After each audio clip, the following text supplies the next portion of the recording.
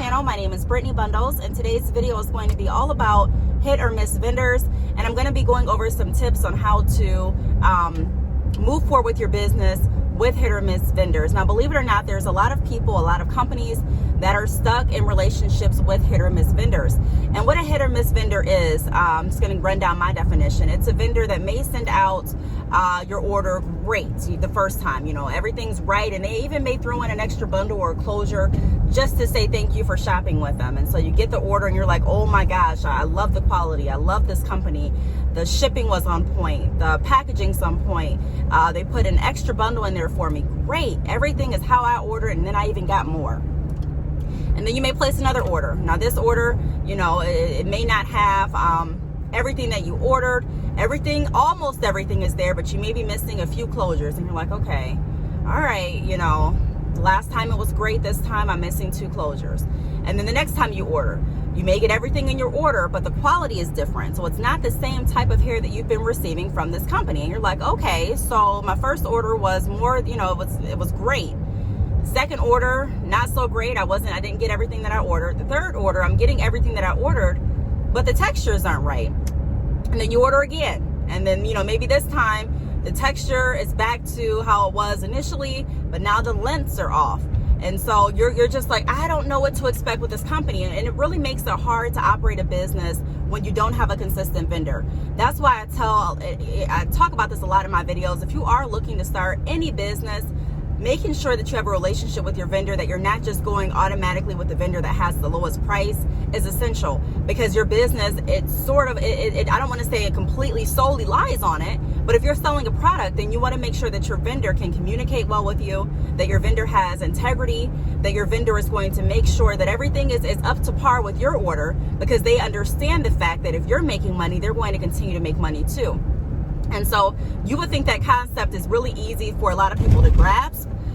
Although it's a very simple concept, in my opinion, a lot of people don't grasp that. They don't understand that, you want to make sure that everyone you're sending out hair to has the ultimate, the best. They have what your brand represents. Because if they are starting a business and if they are wanting to resell, if they resell that product and it's not doing well, 9 times out of 10, they're not going to keep purchasing with you unless they feel like they're stuck.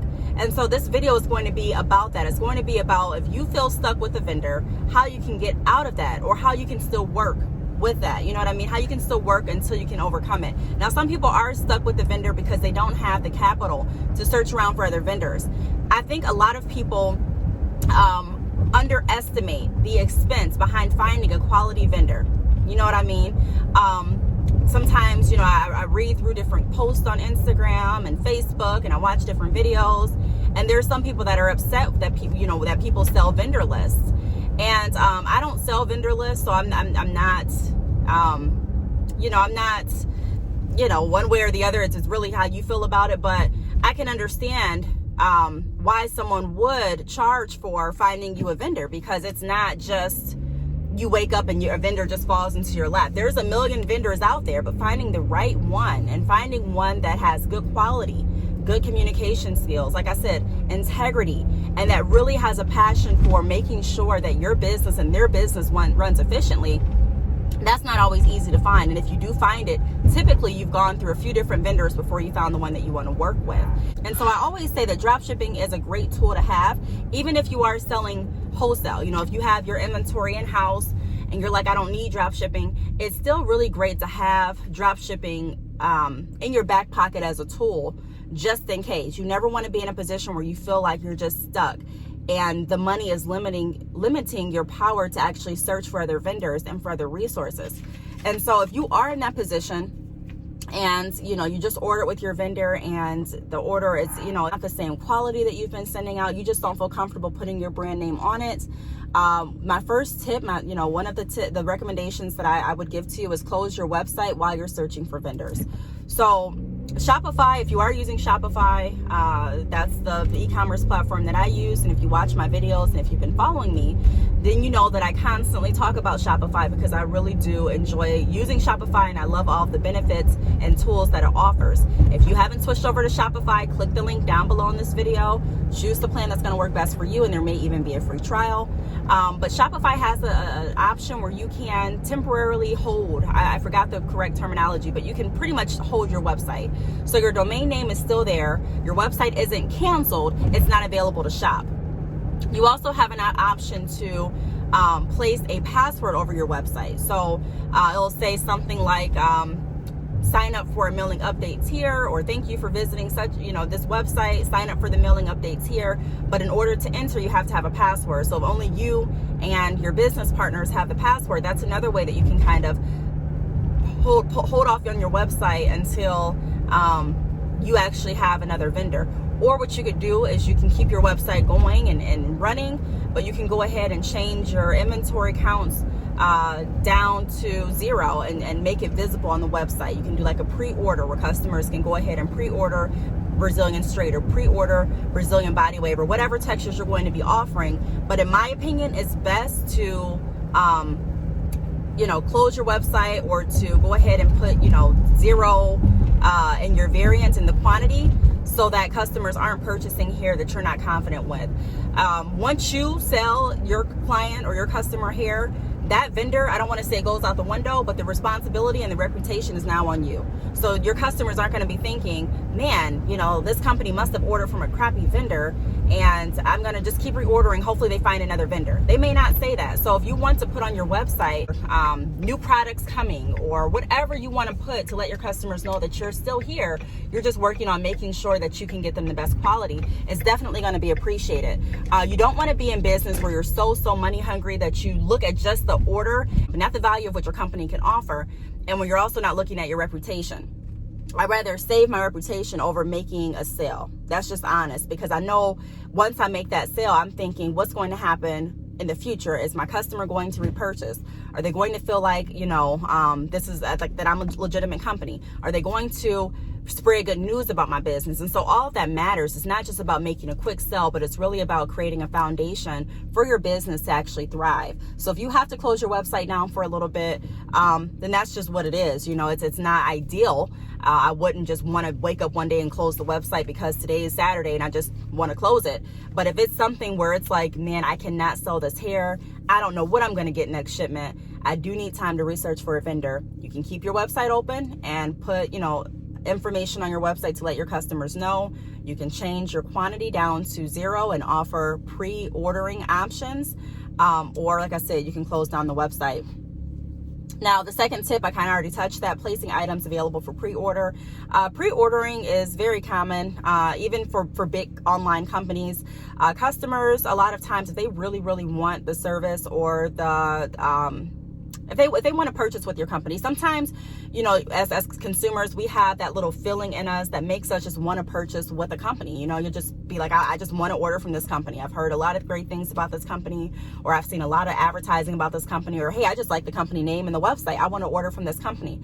And so having an option where you can offer pre-ordering, where customers can go there and order, is really good. Now, if you are doing pre-ordering, then you do have to make sure that you're aware of, how this is going to work. So are you going to offer a pre-ordering system where your customers can order today but not receive the hair until, next week? Or what are you going to do? All that depends on how fast you anticipate finding a vendor. And more so than anticipate, it kind of relies on you finding a vendor within the set time frame, because if you don't, then you're in a position where you have all these orders and no vendor to send out the hair. That's why it's really great to have drop shipping. If you had drop shipping in that position, then while you're searching for a vendor, or because there's some people that have different vendors and still use drop shipping as a backup. There's some people that use drop shipping as their primary source. There's some people that do wholesale with me and also drop ship in case they run out of inventory. All depends on what works well for your company. What works well for one business may not work well for another. And so it all depends. There's some people that sell virgin hair and also raw. My hair company does not offer raw hair extensions. We sell virgin hair. And so there's companies that, like I said before, have a raw vendor that they purchase from, and then they also use drop shipping for virgin hair. So it depends. There's not like a certain, one method fits all type of solution. I never promote that, because it's just not realistic. Everyone has a different goal with their business. Everyone's starting with a different budget. Everyone has a different marketing strategy. And so everyone's going to get a different result. And so if you are going to place your orders or the option on your website for pre-order, then make sure that you have it thought out and make sure that you have a backup plan. If you don't have a backup plan, it's not too late to get one. You can always sign up for drop shipping. You know, there's tons of companies that offer drop shipping. Like I said, I offer drop shipping as well. However, you do want to make sure that you're comfortable with your dropship vendor as well. So if you want to purchase samples or, you know, try out the hair for yourself first, and that's something that I would strongly recommend, you know, just to make sure that everything is to your liking and to make sure that the textures that you are going to offer aligns with what the company is offering. And sometimes when you are faced with a hit or miss vendor situation, you may have to change the textures that you're offering. Depending on the vendor that you can find. You may find a vendor and you love everything about that vendor, but they don't offer this one texture that the other vendor offered. You just have to make executive decisions. Sometimes it's going to be best for your business. I'd rather drop a texture, especially if it wasn't one of my most popular textures, for a reliable, consistent vendor. My third tip is test out 3 vendors and split the orders to test consistency. This is not 100% guaranteed. When I wrote this note, what I mean is when you are vendor shopping, it's good to test out a few vendors at a time. I know not everyone can do that. You know, it is based on the spending power that you have at that point. But if you do have the spending power available, I would test out 3 vendors at a time. I would order, you know, a few orders from each vendor to see how everything is working. I would split up the order. So if I know that my end goal is to buy 3 bundles of Brazilian straight and 18 inches from all 3 vendors, then I would place an order for 1 bundle of 18 inch and then go back and place another order for 18 inch just to see the consistency. Is the quality going to still be the same? Is the customer service still going to be the same? Is everything still going to be the same? Because that's going to show consistency or not. More than likely. Like I said, it's not 100% guaranteed, but that's another way to kind of make sure that you're covering yourself by testing out a few different vendors. And even if you don't decide to use all vendors, say all vendors are great, then at that point, you'll still have the ability to, if you need to, transition to another vendor. My next tip, we kind of touched on this as well. Number 4 is scaling back textures until you find a reliable vendor. So some hair companies offer like literally like maybe 10 different hair textures on their website. You know what I mean? Some may be like a spring curl, some may be a kinky curly, some may be, you know, clip-in, some may be and they offer different textures and also different type of extensions. And there's nothing wrong with that, but it can make it harder to find a vendor that's going to supply everything. So you may be in a position where you have to find multiple vendors, but you know, it's not ideal to close down your website. I'm not a strong advocate of just closing down your website. It's only when extreme measures come. Sometimes you just have to do what you have to do. But at that point, if you are, you know, closing down your website and you are starting to notice that your website has been closed for months, like it's going on maybe 2-3 months, and you're like, wow, I still have no luck with vendors, you may consider scaling down some of the products that you're offering to find a vendor that offers a few products and get your business up and running again. You don't want to keep your business, I've made a video about this before, you don't want to just close down your website for too long. And if you can avoid closing your website, again, do that. I just said I provided the first tip of closing down your website only if that's your only option. If you don't have a backup vendor, if the vendor that you have now is not sending out reliable quality products, if you don't have the money to search for another vendor, you know, that may be an option. Now, besides closing, I would probably look into other options as far as keeping the website active and, you know, putting a message on your website and changing your quantity down to 0 and doing the pre-order. That would be the you know, that would, in my opinion, that may be a little better than closing down your website, but everyone's in a different position. And so there are some people that are like, I'm not in a position to pre-order while I'm looking for a vendor. I don't even have the money to keep my website going. There's just different strokes for different folks. Again, I'm not strongly recommending that anyone close their website. I much rather find another solution, but if that's the only option that you see fit at this time, then that's what you'll have to do.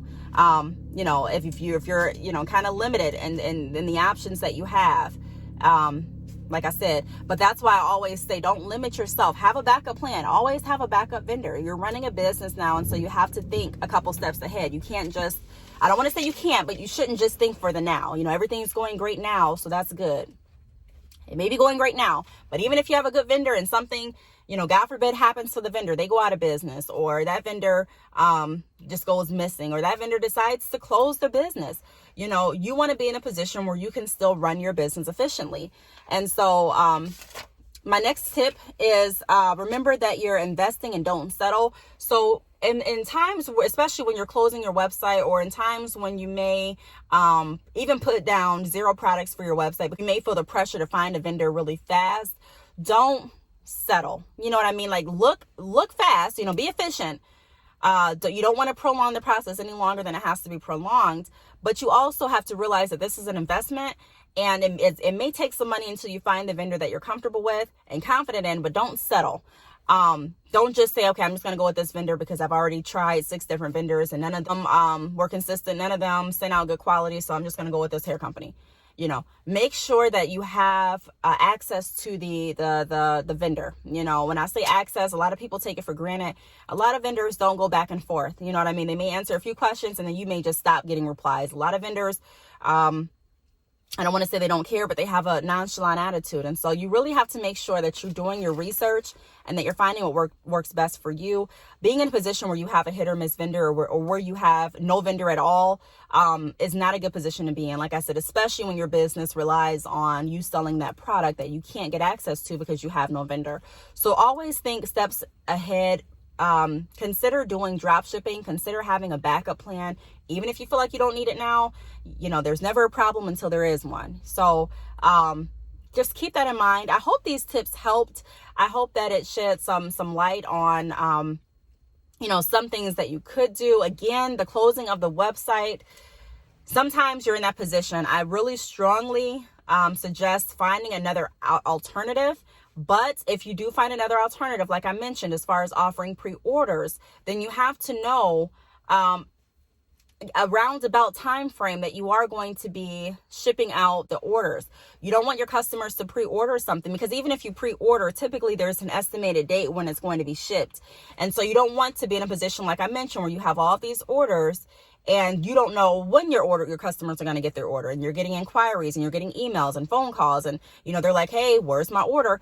That can also tarnish your reputation. So if you don't know, or if you're not in a position, that's the, you know, probably one of the only times that I would say close your website, just because in my opinion, it's better to send out a mass newsletter and let your customers know that you're searching for, I don't even know if I would say I'm searching for a new vendor. You could say something along the lines of, we're in the process of obtaining new quality products, or we're in the process of obtaining a higher level of quality extensions for our customers, or something along those lines. And that may have a better outcome than doing pre-order, like I said, with no expectation of when you expect to send out your customers' order. So it all depends on you and your business, and what you're anticipating to happen. And if it doesn't happen, what's going to be your backup plan? You have all these orders, you have your customers that you told this to. What are you going to do? More than likely, you're going to be in a position where you're refunding all those orders back.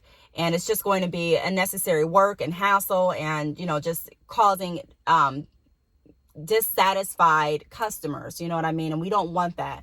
So I really hope that this video helped. If you have any questions, feel free to leave them down below. Thank you so much for watching, and I will see you all in my next video. Bye.